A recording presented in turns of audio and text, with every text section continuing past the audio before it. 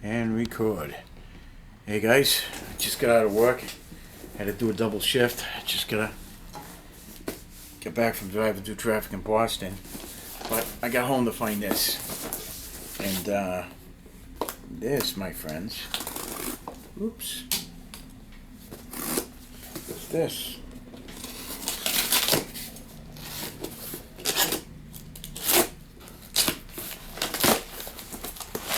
Enough.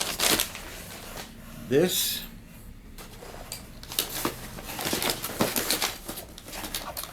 the British Household Brigade Cavalry.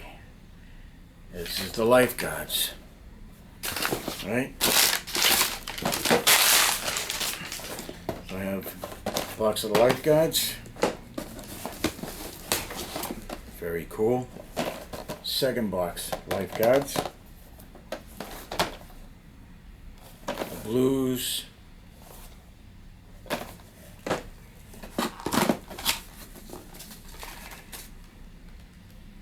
Oh wow. Band of Brothers, Lieutenant Spears. Look at that, that's pretty neat. I didn't expect that. Wow. That is neat. Wow. Okay, what else we got? We got British Union Brigade Cavalry. That is Dragoons. Royal Scot Greys. 1st Royal Regiment of Dragoons. And you can also do Peninsula War Dragoons. Nice. Pretty cool. Alright. Wow. Second box of the Greys. And lovely. Look at that.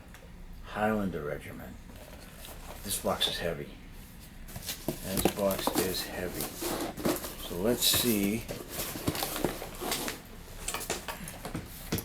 what we can get out of this.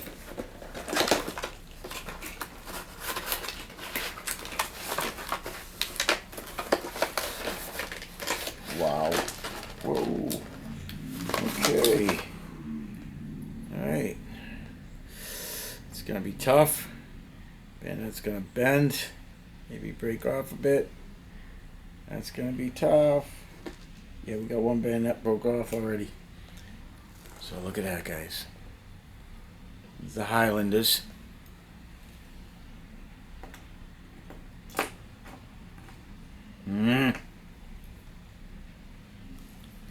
It's pretty neat.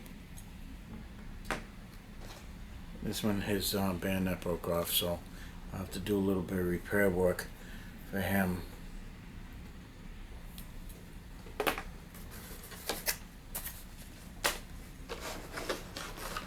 But they come in 2 big containers like that.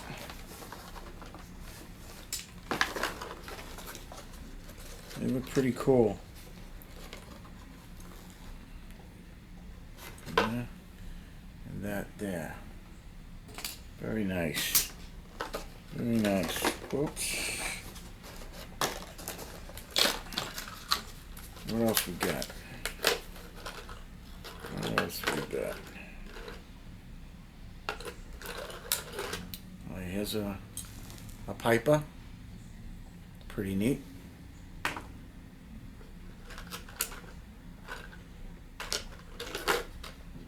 Standard bearer.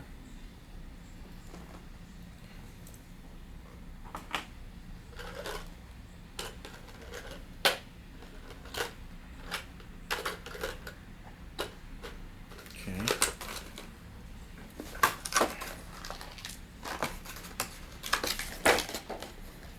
Banner poles, right there.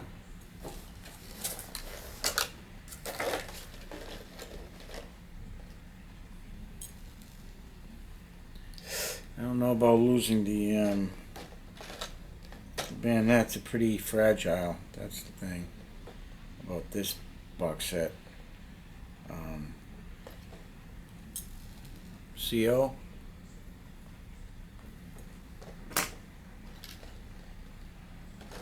So you get 2 standard bearers, alright? So you get your regimental colors and probably your battalion colors. And yeah, I gotta be real careful with these bayonets. So that's pretty cool. So that's the Highlanders. Let's see what else we got. Ooh, lots of broken bayonets. I'll put those babies right there. What else we got? We got the regimental colors.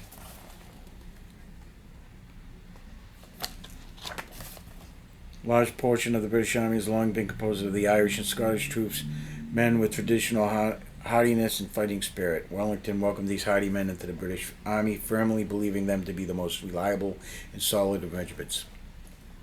The spirit in the Scottish regiments were high. Indeed, they themselves thought they were a cut above the rest. The 1st Regiment of Foot, arguably the oldest unit of the British line, was nicknamed the Pontius Pilot's Bodyguard. Pontius Pilot.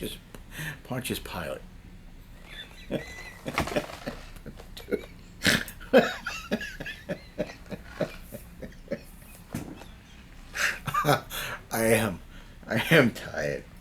Pontius Pilot. Pontius Pilot's Bodyguard. Due to their venerable lineage, although these troops didn't dress in the Highland fashion, the distinctive aspects of the Highlander, apart from a strange accent or even Gaelic tongue, was his feathered bonnet, and of course his beloved kilt.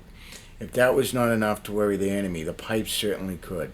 Led into battle by broadsword-wielding officers and NCOs, and supported by the braying bagpipes, a charge by Highland troops was something to behold. Famously, a Highland unit grabbed the stirrups of their supporting Scott Greys, heavy cavalry, to be carried further into the French ranks at Waterloo. That said, the Highland units were as disciplined and ferocious as any English or Irish regiments. Tough to shift at Quatre Bras and Waterloo, they stood solidly in line or in square in the hottest parts of the battlefield. No war game army of the period is complete without a brigade of these remarkable troops. Black powder players will appreciate their firing and melee skills, while their opponent will groan with despair when the ladies from hell march towards them, spurring, swinging, colors flying, and pipes skirling. Scotland forever. Huh. That's pretty cool. That's pretty cool. Well, if my battery doesn't die out, let's see if we can't see what those grays look like.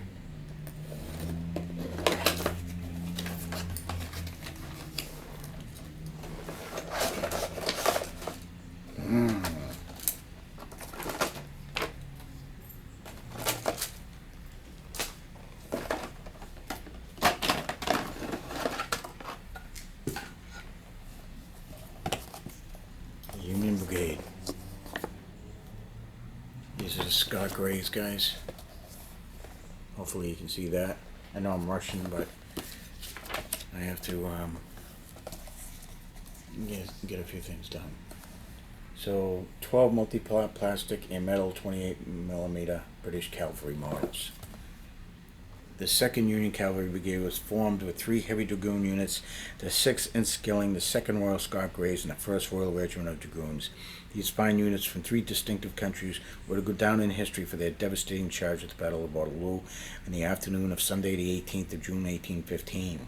Formed on Wellington's vulnerable left flank, they spent the morning and early afternoon dismounted and in shelter of a ridge behind which the Allied troops waited for the French. The French came on in the same old way in columns, but in columns of lines stacked behind each other, forming an easy target for the artillery shooting at them, but not as easy as the usual columns provided. The brave French infantry broke or pushed back British and Belgian units to a breaking point. With Wellington forces in great disorder, the French would soon prevent a juncture between the Duke and the promised Prussian reinforcements. Wellington's second-in-command, Lord Uxbridge, timed his charge well. The Union Brigade mounted, maneuvered, and skillfully interpenetrated the sagging Allied lines. There was no room to gallop. They simply burst through the hedgerows where gaps occurred and literally walked into the surprised French infantry, who had achieved what to them looked like a victory. There was much hacking and thrusting as the fierce men on these great giant horses cut left and right, even the horses biting, barging, and kicking the unfortunate French. Unable to shoot in the formation that they were caught in, the French collapsed, many throwing away their muskets and surrendering to the battle-crazed British cavalrymen. In just a few minutes, the great French columns had disappeared, and the well-known failure of control kicked in all three cavalry regiments. British cavalry had a fearsome reputation as fighters, but less so in discipline, and with no support left behind to rally on, they careened out of control, slashing at everything in their path, through batteries of foot artillery cutting them up before them. Then came retribution. French lancers and cuirassiers, well, I'm so used to saying cuirassiers, but cuirassiers hit them in a well-placed counterattack and took their revenge. So incensed were the French that the British cavalry suffered more deaths than wounded as the lancers struck their victims on the ground repeatedly, taking few prisoners. Some of the men broke out on tired horses and were escorted in by their light cavalry, helping their heavier comrades. Pretty neat. Pretty neat.